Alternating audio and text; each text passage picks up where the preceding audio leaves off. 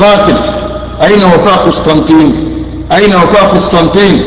بابا الكنيسة القاتل، أين وفاء قسطنطين؟ فين أختنا وفاء؟ أين وفاء قسطنطين؟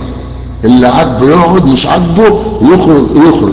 تقعد زي الجزمة لا تخرج زي الجزمة. ما عندنا أكتر من كده. كلام آخر عفاك مش موجه لك، أنا بقول عامة. هو كده. يسألوا إيه؟ يسألوا إيه؟ الراجل حاطط بطاقته الشخصية على الرابط، حاطط بطاقته الشخصية. دعوا الرابط يا أخوة أكرام، الرابط موجود فيه بطاقته الشخصية. يقول لك أصل أنت أقول الصلوات مش عارف إيه. بخور إيه؟ بخور إيه؟ مش مكسوفين. بخور إيه؟ بخور إيه؟ أنتوا فين أنتوا بخور؟ أبوكم لهبل ماشي بالكده. ليه؟ هو بيطلع ريح بيفسي.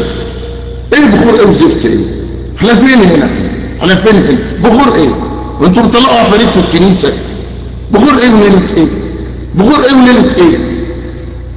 اتفضل المايك معاك أخونا عفراك. كلام مش موجه لك عشان ما تزعلش، يعني الكلام اللي بتكلم يعني انا صراحه اتضايقت، والله العظيم اتضايقت جدا اول ما شفت الكلب ده بيساله سؤال. دول كلاب والكلاب افضل منهم والله. المايك معاك اتفضل. طيب السلام عليكم. يعني ماذا اقول واي شيء يقال بعد كل الذي قيل والذي لم يقال؟ والله هو اللي طلب يا حاج وسام ده، يعني ده طلب الدكتور وديع نفسه، يعني اي شخص مسيحي. فنزولا على رغبته، يعني انا لغايه دلوقتي ما علقتش يعني، وشكلي مش هعلق النهارده ان شاء الله. يبقى ان شاء الله الوقت ده جاي. اتفضل يا دكتور وديع مع حضرتك المايك زي ما تحب بقى، معاك المايك.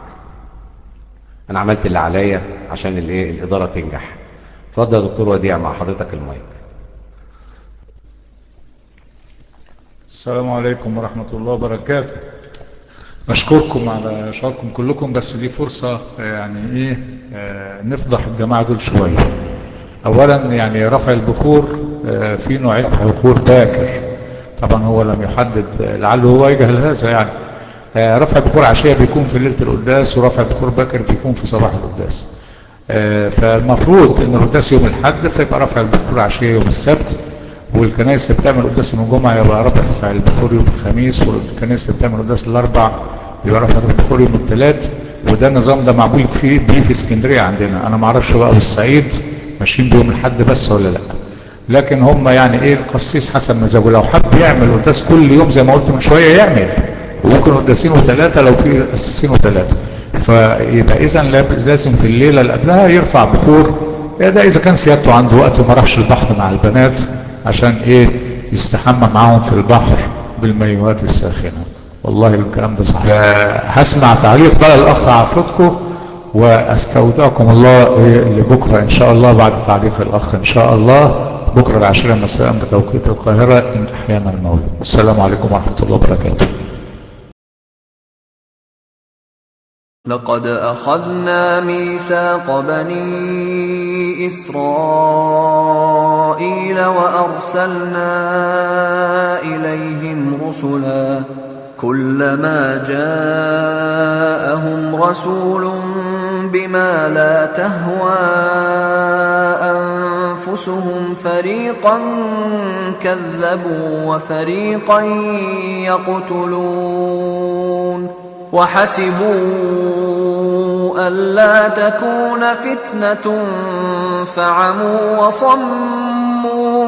فعموا وصموا ثم تاب الله عليهم ثم عموا وصموا كثير منهم والله بصير بما يعملون.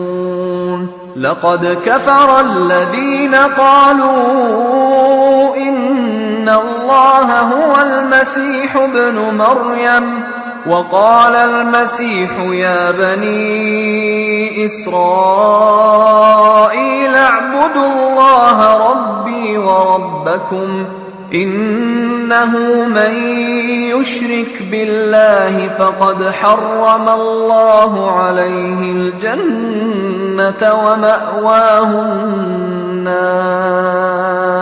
ومأواه النار وما للظالمين من أنصار. لقد كفر الذين قالوا إن الله ثالث ثلاثة وما من إله إلا إله واحد وإن لم ينتهوا عما يقولون ليمسن الذين كفروا منهم عذاب أليم أفلا يتوبون إلى الله ويستغفرونه والله غفور رحيم ما المسيح ابن مريم إلا رسول قد خلت من قبله الرسل وأمه صديقة كانا يأكلان الطعام انظر كيف نبين لهم الآيات ثم انظر أنى يؤفكون قل أتعبدون من دون الله ما لا يملك لكم ضرا ولا نفعا والله هو السميع العليم قل يا أهل الكتاب لا تغلوا في دينكم غير الحق ولا تتبعوا أهواء قوم قد ضلوا من قبل وأضلوا كثيرا وضلوا عن سواء السبيل لعن الذين كفروا من بني إسرائيل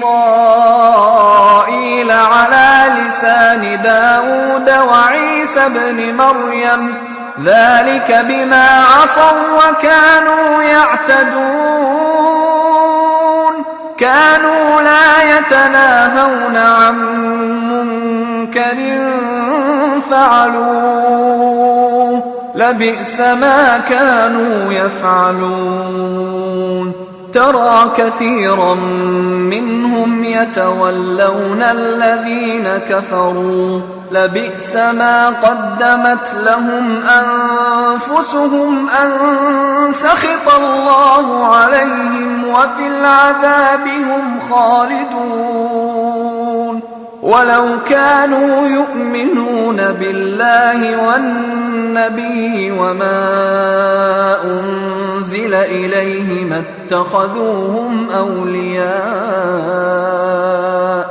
اتخذوهم أولياء ولكن كثيرا منهم فاسقون لتجدن أشد الناس عداوة للذين آمنوا اليهود والذين أشركوا ولتجدن أقربهم مودة للذين آمنوا الذين قالوا إنا نصارى ذلك بأن منهم قسيسين ورهبانا وأنهم لا يستكبرون وإذا سمعوا ما أنزل إلى الرسول ترى أعينهم تفيض من الدمع مما عرفوا من الحق